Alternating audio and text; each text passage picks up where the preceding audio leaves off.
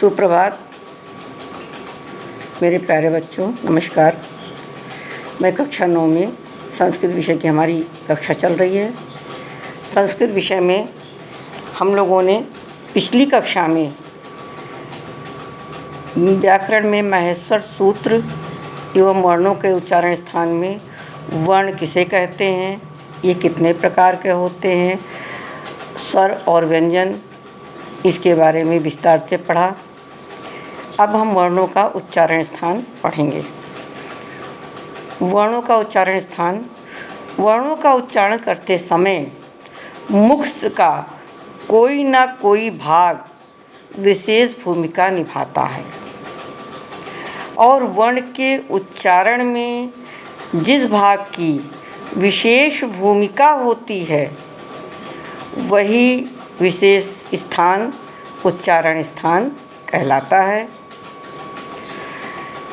इन उच्चारण स्थानों के आधार पर वर्णों का नामकरण भी किया गया है। वर्णों के उच्चारण स्थान क्रमशः इस प्रकार हैं। सबसे पहला है वर्ण, फिर उच्चारण स्थान और वर्ण का नाम, वर्ण उच्चारण स्थान का जो नाम है। तो सबसे पहले अ, क, ख, ग, घ, अंगा, हा एवं विसर्ग, ये कंठ से निकला है, इसको कंठ्य कहते हैं, कंठ्य।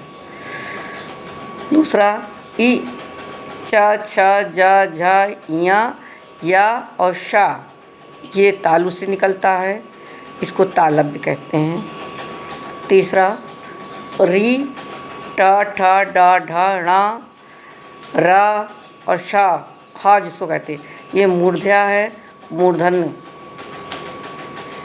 चौथा लृ, ता, था, दा, धा, ना, ला और सा, ये दंत है, इसको दंते कहते हैं। पांचवा ऊ, पा, फा, बा, भा, मा, ये ओष्ठ से निकलता है, इसको ओष्ठी कहते हैं। छठवां ज्ञा, इया, णा, ना, मा, जैसा कि ये उच्चारण करने में ही पता लग जाता है, ये वर्ण हमारे नासिका से निकलते हैं और इसे नासिक्य कहते हैं। सातवां है व, दंत और ओष्ठ, ये व दंत और ओष्ठ से निकलता है, इसलिए इसको दंतोष्ठ कहते हैं।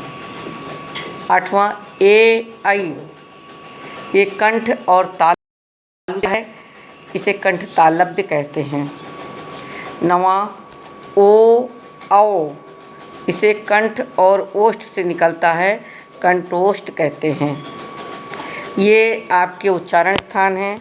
उच्चारण स्थान के साथ में मैं आपको 4 प्रश्न दे रही हूँ।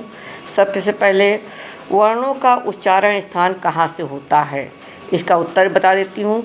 वर्णों का उच्चारण स्थान मुख से होता है, ठीक है। फिर वर्णों का नामकरण किस आधार पे किया जाता है, वर्णों का नामकरण उच्चारण स्थान के आधार पर किया जाता है। फिर शा, ख, सा का उच्चारण स्थान बताओ।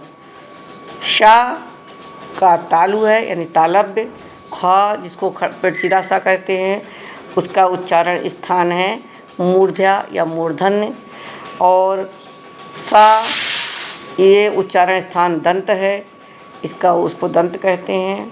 फिर ए और ऐ चौथा प्रश्न है, का उच्चारण स्थान बताइए, ये कंठ और तालु से निकलता है। इस सारे प्रश्न का इसमें दिया हुआ है, इसको बच्चों आप लोग करिएगा। धन्यवाद। अगली कक्षा फिर हमारी कल प्रारंभ